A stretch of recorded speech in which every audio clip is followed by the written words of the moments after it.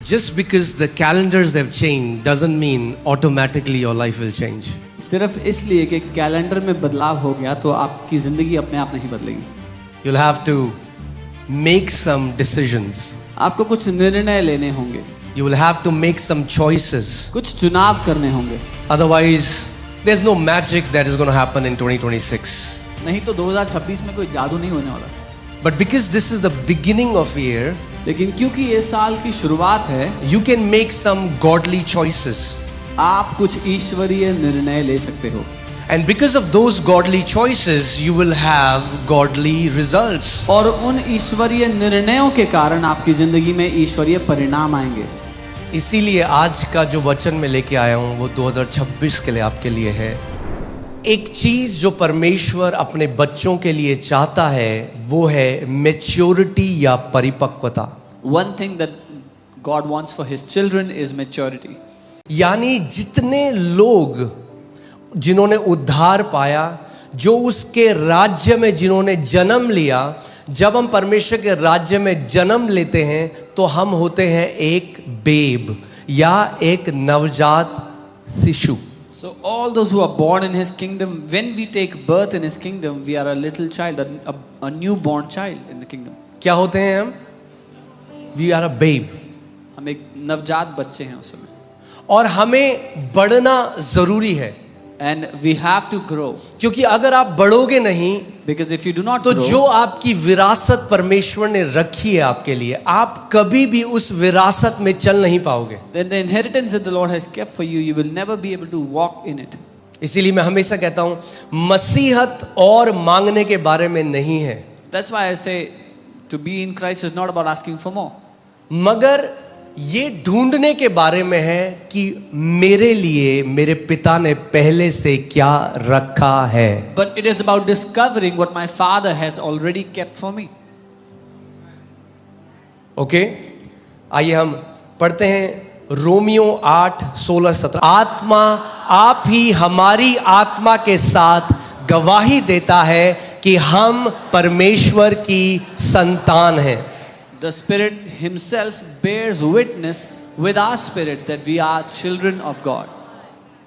जब आप मसीह यीशु में आए, When you came to the Lord Jesus, किसी धर्म में नहीं, ईसाईयत में नहीं, you did not come to any religion जब or आपने प्रभु Christianity. यीशु मसीह को ग्रहण किया, When you received the Lord Jesus, किसी धर्म को नहीं, you did not take any religion. जब आपने प्रभु यीशु मसीह को ग्रहण किया, When you received the Lord Jesus, तो आपको परमेश्वर की संतान होने का अधिकार दिया गया. you received the right to become a child of God. और ये बात कि आप परमेश्वर की संतान हो, कोई न्यूज़पेपर, कोई मैगजीन नहीं, वरन स्वयं परमेश्वर का आत्मा आप हमारी आत्मा में गवाही देता है कि हम अब परमेश्वर की संतान हैं. And no newspaper or magazine, but the Spirit of God Himself gives witness in our hearts that we are the children of God. मगर अब जब आप परमेश्वर की संतान बन गए, But now that you are a child of God, अब कुछ है आपके लिए. now there is something for you. वहां पर रुकना नहीं है, वो तो लेवल 1 है. Don't stop there. That's level 1. आप परमेश्वर की संतान हो. You are a child of God. अगली आयत. Next verse. और यदि संतान है, मेरे पीछे बोलो, और यदि संतान हूं तो वारिस भी हूं. And if children, then heirs also. अगर संतान हो तो वारिस भी हो. If you are a child of God, you are also an heir of God. परमेश्वर वरन परमेश्वर के वारिस और मसीह के संगी वारिस हैं. Heirs of God and joint heirs with Christ. यानी इस बात को समझो, So understand. वारिस का मतलब जो परमेश्वर का है वो अब आपका भी है. To be an heir means whatever belongs to God is now also yours. It belongs to you as well. जब मेरे घर पे जो मेरे बच्चे पैदा हुए, When my children were born in my house, उनको अब विरासत कमानी नहीं पड़ेगी. now they don't have to earn inheritance. जो कार घर में है उनकी भी है, The car जो in the टीवी house. घर में है उनका भी है, जो फ्रिज घर में है उनका भी है. यानी परमेश्वर का जो है वो अब उसकी संतानों का है क्योंकि अगर संतान है तो वारिस भी हैं, परमेश्वर के वारिस और मसीह के संगी वारिस। Whatever possession is in the house now also belongs to the children. Similarly, if you are children of God, then you are heirs of God. Whatever belongs to Him belongs to you, and you are also co-heirs with Christ. Hallelujah. वारिस को विरासत पाने के लिए कमानी नहीं पड़ती। विरासत, The heir does not have to earn his inheritance. विरासत एक ही तरीके से दी जाती है, वो है जन्म लेने के द्वारा उस घर में। There is only one way for someone to receive inheritance, and that is by being born in that house. जो मेहनत करके मिलती है वो होती है मजदूरी। What is earned through labor is wages. जो बाप से बेटे को मिलती है वो होती है विरासत। But what a son receives from his father is inheritance. बेटे और बेटियों को। Sons and daughters. जिस दिन घर पर एक बेटा एक बेटी पैदा हुई, The day a son or a daughter was born in the house, माता पिता का जो था वो अब सहित मेत में बेटे और बेटी का है। whatever belonged to the parents is now completely, it belongs to the children as well. मगर इस बात को समझना जरूरी है But we must कि understand, अगर घर में बेटे और बेटी पैदा हो गए और सब कुछ उनका भी है, तो इसका मतलब ये नहीं कि वह उसका इस्तेमाल करना सीख गए। that if children are born in the house and everything belongs to them, does not automatically mean that they understand how to use their inheritance. अभी जूडा जिद करता है कार का स्टीयरिंग पकड़ने का, कहता है मुझे चलानी है। Judah sometimes says he wants to drive the car. क्या दे सकता हूं मैं उसे गाड़ी? Can I give it to him? No. क्यों? Why? क्या उसकी भी है वो गाड़ी जो मेरे घर पे है? Does that बिल्कुल। car belong to him? That's in my house? Yes. क्यों? Why? क्योंकि वो घर पे है, वो बेटा है। Because he's a जो son. बाप का है वो बेटे का है, जो बाप का है वो बेटी का है। Whatever belongs to the father belongs to the son, the daughter. मगर अभी नहीं चला सकता गाड़ी, But he cannot drive the car क्यों? now. Why? क्योंकि अभी बच्चा है Because he's a child. और बच्चे विरासत में नहीं चल सकते। And the children cannot walk in inheritance. बच्चे विरासत में नहीं चल सकते। Children cannot walk in inheritance. जो विरासत उसकी है उसको पाने के लिए उसको पहले बढ़ना पड़ेगा, तभी वो उसका इस्तेमाल कर सकता है, उस विरासत में चल सकता है जो पहले से उसकी थी। कब से थी? जिस दिन उसने जन्म लिया उस दिन से उसकी थी।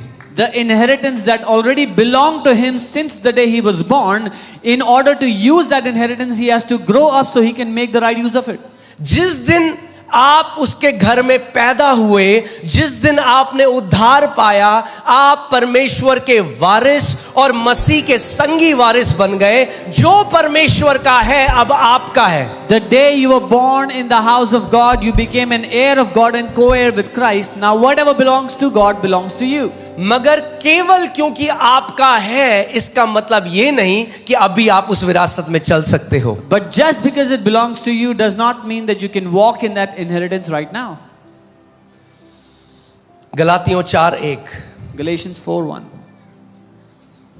मैं यह कहता हूं कि वारिस जब तक बालक है, बोलो जब तक।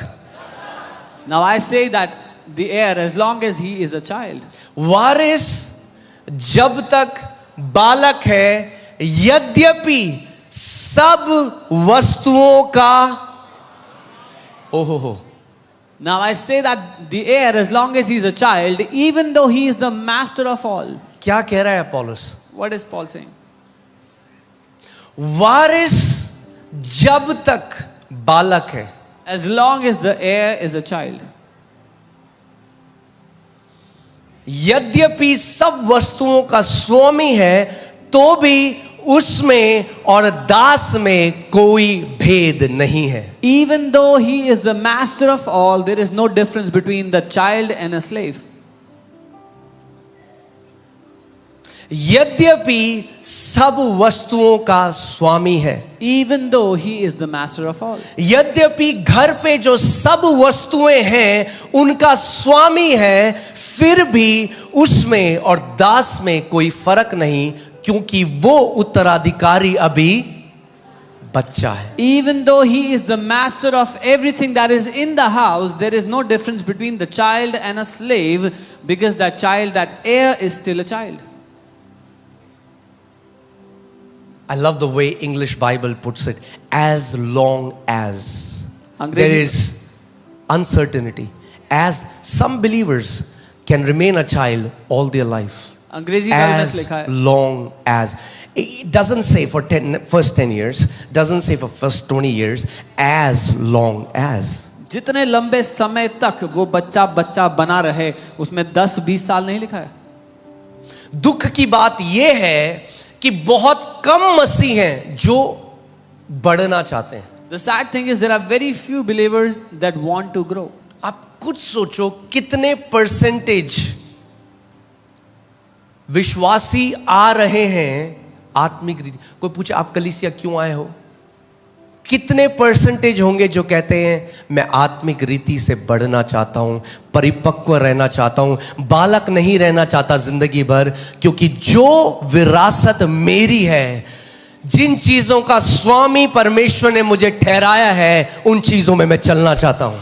How many people when they come to church, they will say, I come to church because I don't want to stay a child.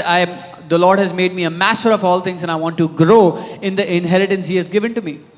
इसका मतलब परमेश्वर नंबर 1 जो डिजायर रखता है आपके लिए, वो है कि आप आत्मिक परिपक्व या स्पिरिचुअली मैच्योर हो जाओ. The number one desire that God has for you is that you will be spiritually matured. As long as he is a child, जितनी देर तक वो बच्चा है, he is no different than a slave. वो एक दास से अलग नहीं है.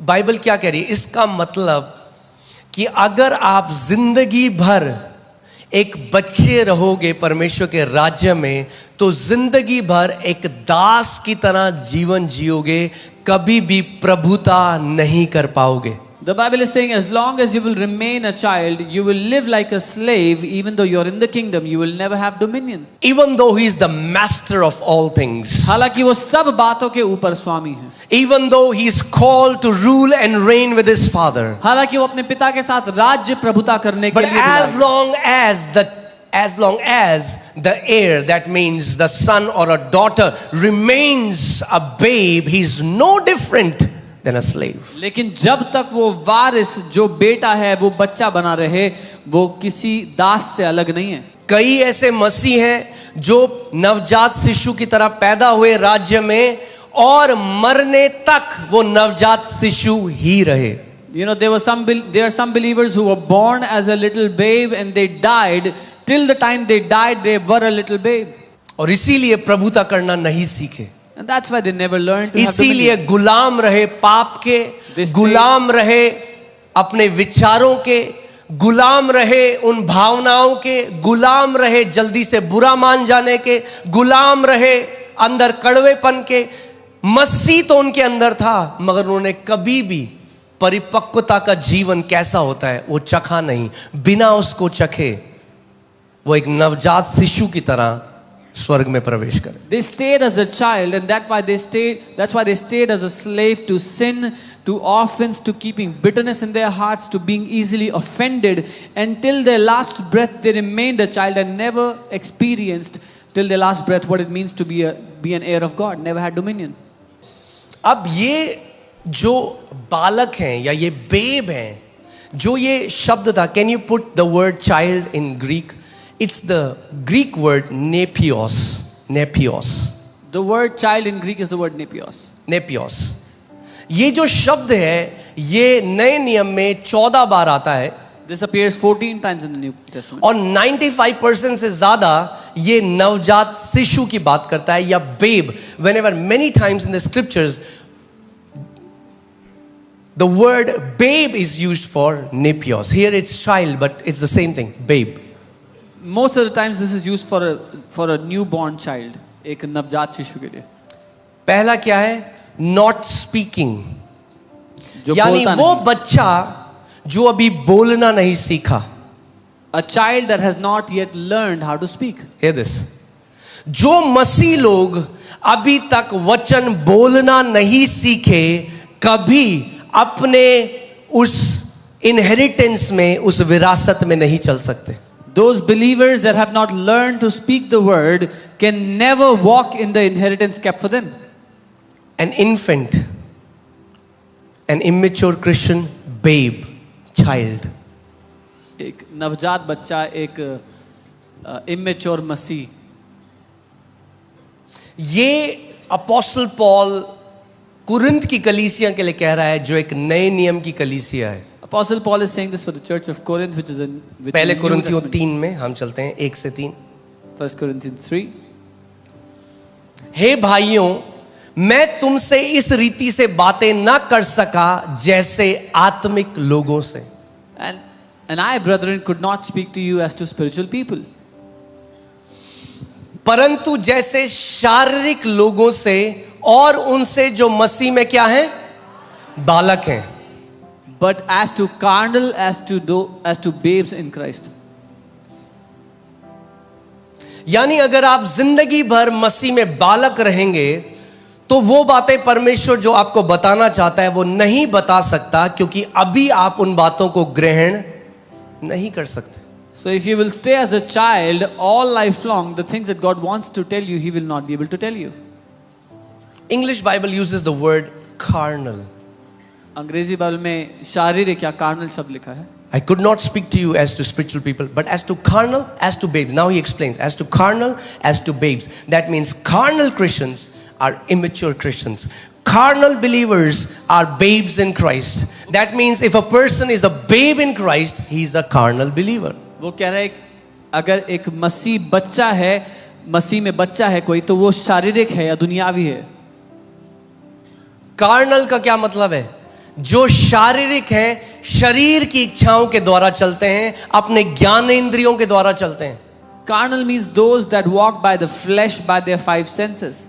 जो आंखों को अच्छा लगता है उसके पीछे जाते हैं, जो शरीर को अच्छा लगता है उसके पीछे. आत्मा के चलाई नहीं चलते, शरीर के द्वारा चलाए चलते हैं. Whatever is pleasant to their eyes, whatever their body desires, they go for that, but not led by the Spirit. क्या परमेश्वर के बच्चे मसीह में बालक हैं? Are they children of God? Yes, but they are babes in Christ. मसीह में बालक हैं, They are babes in Christ, मगर शारीरिक हैं. but they are carnal. क्या है? शारीरिक हैं. They are carnal. और इसीलिए उस विरासत में नहीं चल सकते जो परमेश्वर ने उनके लिए रखी है. And that's why they cannot walk in the inheritance God has kept for them. अब ये कौन है? Now, who are these? क्या चिन्ह है कि एक बिलीवर, कोई मेजरमेंट तो है नहीं. आप शरीर में तो किसी को देख लेते हो, तो आप देख के बता देते हो ये छोटा बच्चा है या ये परिपक्व व्यक्ति है या ये मिडिल एज आदमी है. मगर आत्मा में कैसे बताओगे? क्योंकि आत्मा तो दिखाई नहीं देती. When you can see someone in the flesh, you can tell if they're a little babe or a grown man or middle age. But how can you tell about the Spirit? Okay, verse 2. मैंने तुम्हें दूध पिलाया, अन्न न खिलाया. I fed you with milk and not with solid food. मैंने तुम्हें क्या किया? दूध पिलाया, मैंने तुम्हें अन्न नहीं खिलाया, क्योंकि तुम उसको नहीं खा सकते, वरन अब तक भी नहीं खा सकते हो. I fed you with milk and not with solid food, for until now you were not able to receive it, and even now you are not able to. Carnal believers cannot handle the deep things of the Spirit. शारीरिक विश्वासी आत्मा की गहरी बातें नहीं झेल सकते, नहीं संभाल सकते.